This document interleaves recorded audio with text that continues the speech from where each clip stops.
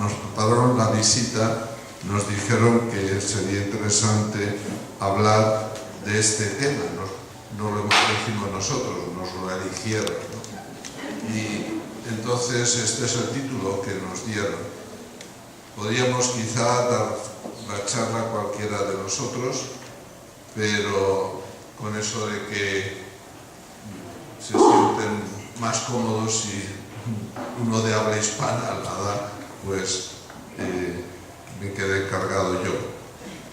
Entonces, bien, me parece que es un tema interesante y voy a tratar de dar una síntesis. Cada uno de los aspectos que voy a comentar aquí puede desarrollarse mucho, debe incluso desarrollarse mucho, pero vamos a dar una síntesis que nos haga comprender, en primer lugar, la profundidad de la espiritualidad del Padre Chaminade y la importancia que tiene para el mundo de hoy, precisamente.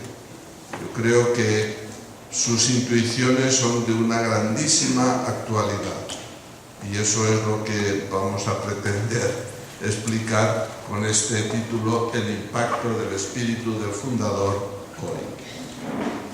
Bien, he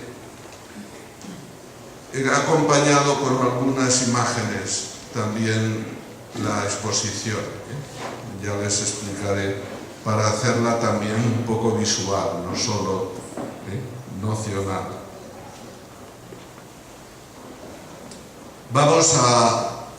Voy a tratar de explicar esto en 4 puntos. El primero, ¿qué entendemos por espíritu del fundador y dónde se inspira? El impacto del espíritu del fundador. El espíritu del fundador o el carisma, ese don del espíritu al fundador, ¿qué es? ¿Qué entendemos por espíritu del fundador y dónde se inspira? En segundo lugar, lo he titulado así, luego explicaré por qué el título, En la génesis del hombre nuevo, o de la humanidad nueva, si se quiere. En tercer lugar, María, la pedagoga de la fe. Y en cuarto lugar, una respuesta a los retos de nuestro tiempo. Es decir, los 3 primeros puntos tratan de profundizar en el sentido que tiene el carisma marianista, la inspiración, el espíritu de nuestro fundador. Bien, pues vamos con el primer punto. El primer punto, ¿qué entendemos por espíritu del fundador y dónde se inspira? Bien, en este primer punto, algo que ya sabemos, porque hemos hablado, toda la familia marianista, del espíritu del fundador, pero conviene recordar. ¿Qué entendemos por espíritu del fundador? Pues es un estilo particular de vivir el Evangelio. El Evangelio es muy rico en muchísimos matices, en muchos aspectos. Todos profesamos la misma fe, pero existen espiritualidades o espíritus o carismas distintos dentro de la Iglesia, que viene de una experiencia histórica concreta y viene también vivida con una especial sensibilidad a una particularidad evangélica. Por ejemplo, está claro que, si tomamos ejemplos que todos conocemos, un San Francisco de Asís, él vive en esa ya baja edad media, en un medio en donde la diferencia entre ricos y pobres es muy fuerte, en donde el papado también ha adquirido como una posición de poder y de riqueza. Recuerden el sueño también que él tiene sobre la Iglesia. Entonces, en medio de esa situación histórica, él mismo de una familia comerciante rica en Asís, pues vive esa circunstancia histórica que hay que conocer para comprender a Francisco. La vive con una especial sensibilidad a un aspecto del Evangelio que es la pobreza de Jesús. Entonces, desde la vivencia histórica, capta ese aspecto del Evangelio que va a marcar su espíritu, ¿entiende? Lo mismo va a pasar con Chaminade. Y bueno, podemos hablar de San Ignacio de Loyola, podemos hablar de Santa Teresa de Jesús, podemos hablar de muchos santos, fundadores, reformadores, que han supuesto mucho en la historia de la Iglesia. Lo mismo va a pasar con Chaminade. Y en el caso de Chaminade tenemos una experiencia histórica y una sensibilidad particular evangélica, lo mismo. Este esquema se repite. Es muy importante, por lo tanto, para entender a Chaminade, primero entender la historia, el contexto que él vivió. Eso es muy importante. Toda persona que quiera acercarse a estudiar, a profundizar en Chaminade, tiene que conocer el contexto, porque la situación histórica va a ser como, por así decirlo, el motor que va a provocar en él una serie de reflexiones, de reacciones. Muy importante esto. Lo digo porque muchas veces, ¿no?, si uno se aproxima sin este conocimiento del contexto a lo que es Chaminade, pues puede no entender o malinterpretar o no captar con profundidad lo que él vivió. Esto es muy importante. Y desde ahí también es importante su sensibilidad evangélica. ¿Qué hay en el Evangelio que a Chaminade le capta, ¿no? Como en el caso de Francisco, la pobreza de Jesús le impacta, ¿no? Esa visión del Cristo desnudo. Bien, en el caso de Francisco, ¿qué hay en el Evangelio que impacta a Chaminade? Bueno, en primer lugar, la circunstancia histórica que todos conocemos. Bueno, yo solamente lo menciono aquí, no voy a hablar ahora de la historia y del contexto de Chaminade en su época.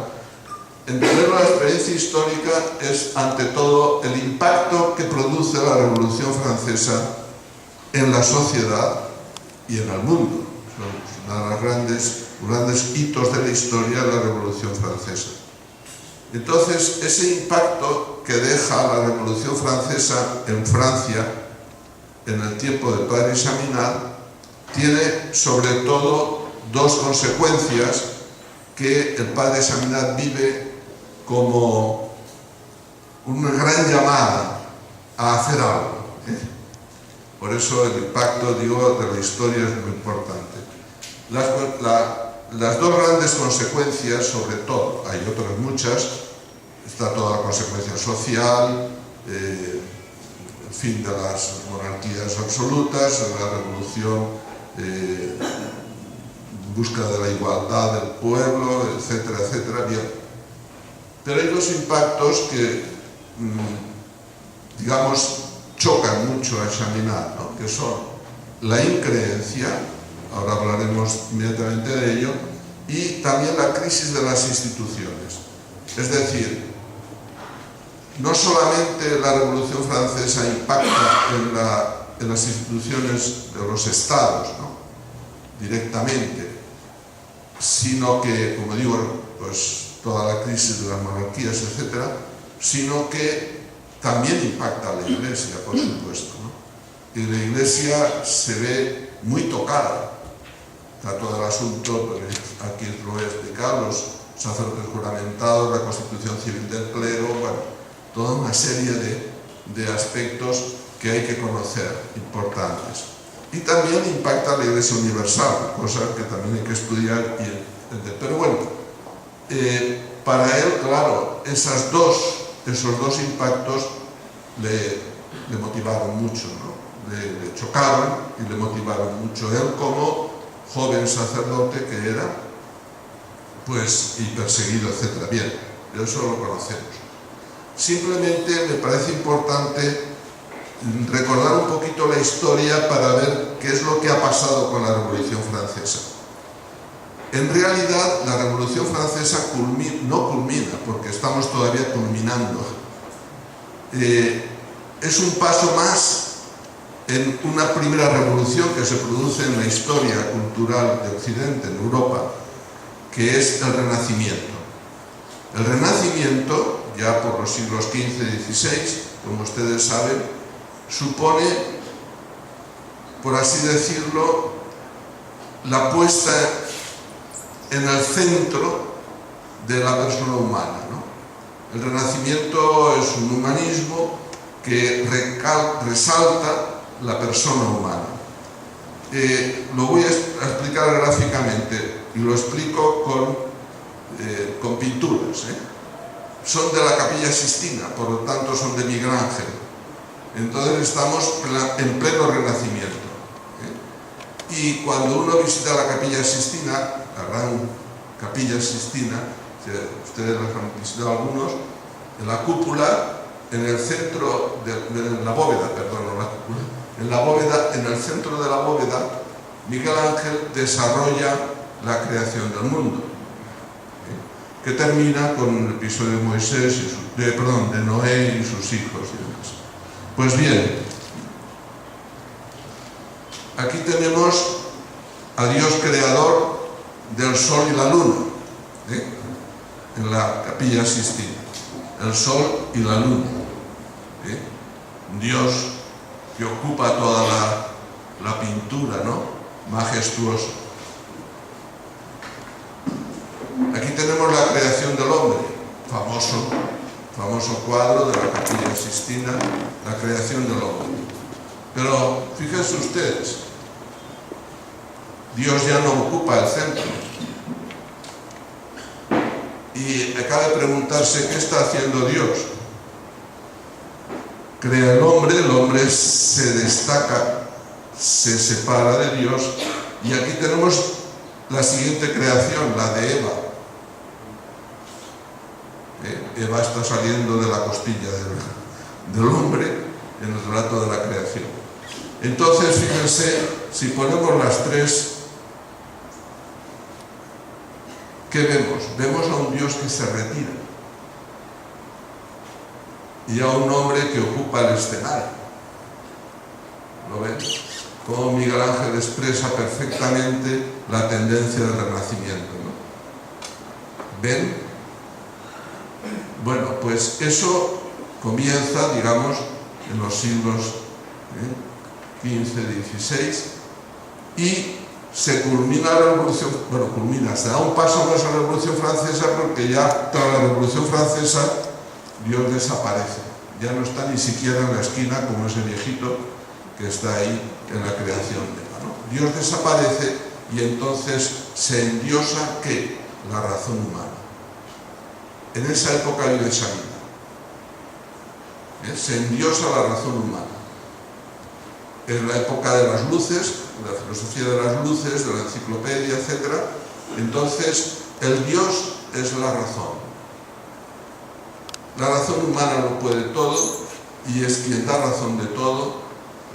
Entonces, el hombre se sitúa en el centro mismo, en el lugar de Dios, con su razón.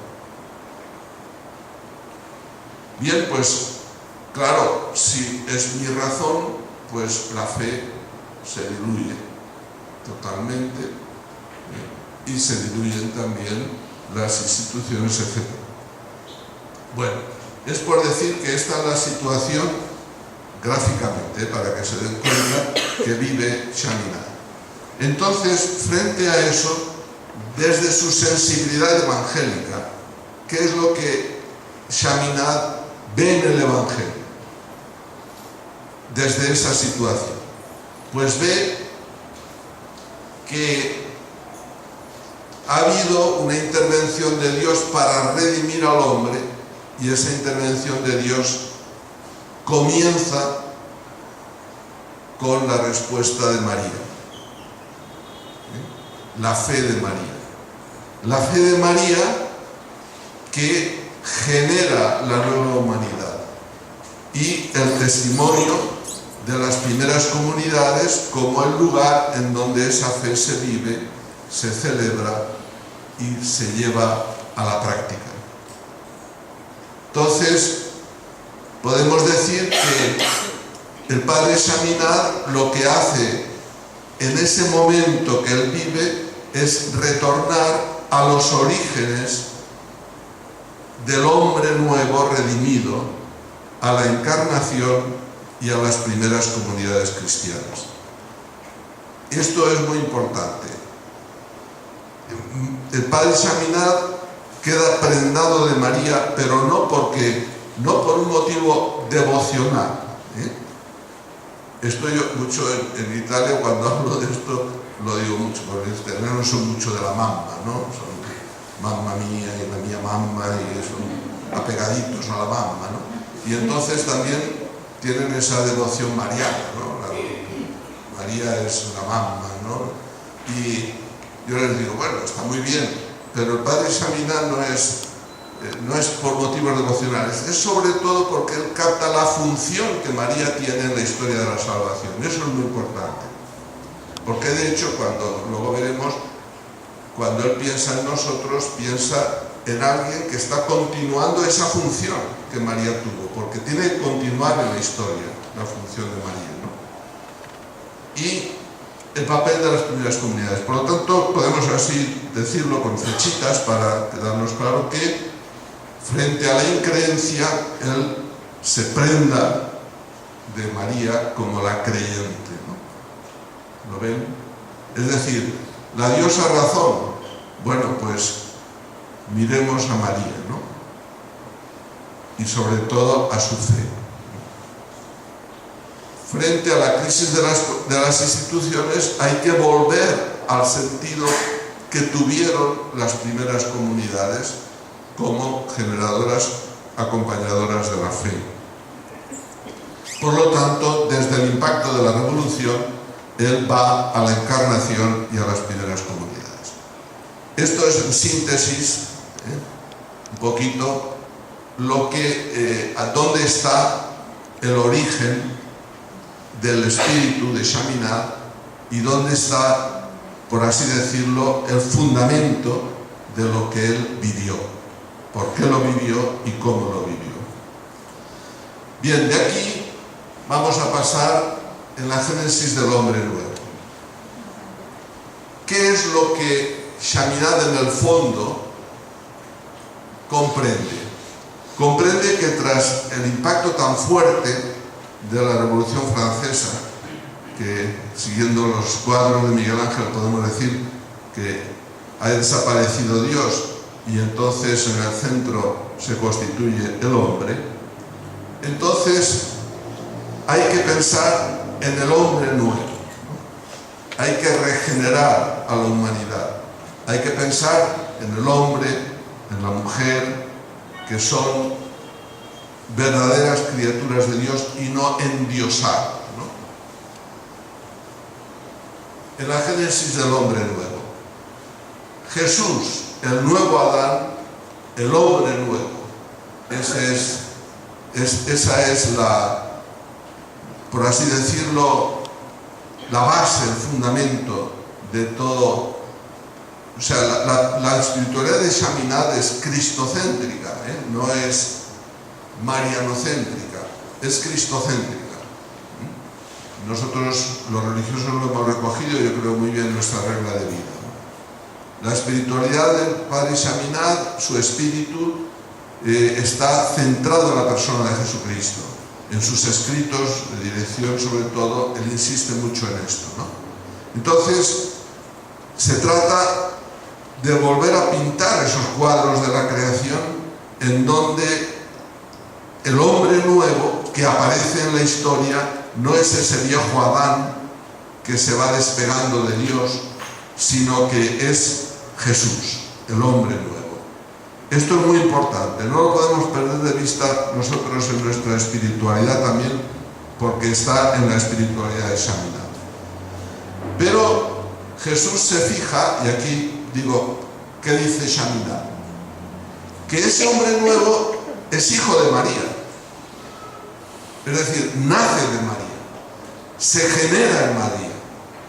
Esto es muy importante. Eso es lo que a Chaminade le cautiva, ¿no? Y bueno, hay que regenerar la humanidad, ¿no? Hay que generar el hombre nuevo. Pero si voy al Evangelio, me doy cuenta de que es que ese hombre nuevo, está generado en María. no lo trae Dios del barro, lo hace como Adán, sino que Dios lo genera en María, con María. Esto es muy importante, ¿no? Y por lo tanto, la humanidad de Jesús, ese hombre nuevo, se genera y educa en María por medio de la fe de María. ¿Sí? Porque María concibe a Jesús a causa de su fe. Porque ella, mediante su fe, entrega su vida a la palabra de Dios. Hágase en mí según tu palabra. Claro, esa es la fe de María. Entonces, esto es realmente el fundamento de todo el espíritu de Shaminah. Dice, bueno, sí, tenemos que hablar de tenemos que generar este hombre nuevo, tenemos que devolver al hombre su verdadero ser de criatura de Dios y su verdadero lugar en el mundo, pero claro, es que este hombre nuevo se genera en María. Eso no lo podemos olvidar. ¿Lo ven? De ahí la visión mariana de Shaminah, que repito, no está centrado en María, sino en Jesús. Jesús, hijo de María. La expresión más citada de Shaminah en sus escritos sobre María es esa cortita expresión que está en el Evangelio de Mateo, en la genealogía de Jesús. Es curioso, en la genealogía de Jesús, en el Evangelio de Mateo, que ustedes recordarán, termina diciendo, pues, Jacob, que engendró a José, esposo de María, de la cual nació Jesús. Ex qua natus est Jesus, se lo citaba en latín de la Vulgata. De la cual nació Jesús. Esa es la frase más citada, gracias a Dios, en los escritos marianos del padre Brewster. Él tiene un índice de citas y la más citada es esta expresión: María, de la cual nació Jesús. Vean, por lo tanto, la importancia de esto que expreso aquí, que gráficamente lo expreso de esta manera con este cuadro. Conocen ustedes la Anunciación de Fray Angélico, porque en la Anunciación de Fray Angélico tenemos dos sectores del cuadro. El sector izquierdo del cuadro, yo lo había dejado por ahí, hasta aquí. Este sector izquierdo del cuadro dedicado a Adán y Eva, la vieja humanidad. Pero aquí se está generando la nueva humanidad. ¿Lo ven? Entonces, el padre Shaminah se queda contemplando a María, pero repito, la función de María en la historia de la salvación. Ella es clave en la historia de la salvación porque es la creyente. Y entonces Dios puede actuar en ella, el Espíritu Santo genera en ella, por su fe, al nuevo hombre, a la nueva humanidad, a Jesús. Les dejo aquí en esta contemplación, primero con un texto del Vaticano II, de la Lumen Gentium, la Constitución sobre la Iglesia. Fíjense, es un texto muy marianista, porque lo he escogido porque también es bueno que nos veamos reflejados en algún momento y en algún pasaje del Vaticano II. Leo: la Iglesia, no sé si de atrás se lee, pero bueno, la Iglesia en su labor apostólica se fija con razón en aquella que engendró a Cristo. Podemos decir, el padre Shaminah en su misión apostólica se fijó con razón en aquella que engendró a Cristo, concebido del Espíritu Santo y nacido de la Virgen, para que también nazca y crezca por medio de la Iglesia en las almas de los fieles.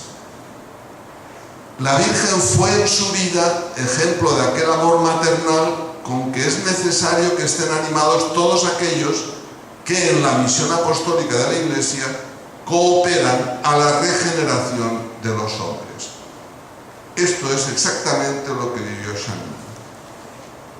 Entonces él entendió que la misión que él tenía era continuar regenerando a los hombres al estilo de María, por la fe, concibiendo en su seno al Señor. Por eso les pongo aquí, para Shaminad, importantísimo el papel clave de la fe mariana en la generación de Cristo en mí y en la transmisión de Cristo al mundo. Fe mariana, he puesto fe mariana, que él llamaría también fe del corazón. Porque la fe mariana no es la del creyente que dice, me creo eso que me están diciendo, no. La fe mariana es la de la persona que entrega su vida para que en la vida se haga la palabra. ¿Ven la diferencia grande, no? Es esa fe que se fía de la palabra de Dios y que entonces entrega la propia vida, el propio cuerpo. O sea, la fe de María no es solo nocional, es ante todo una actitud vital e incluso corporal.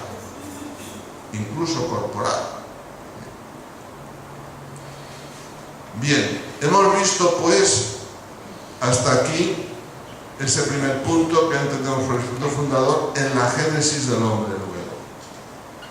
Y ahora vamos al tercer punto, María la pedagoga de la fe.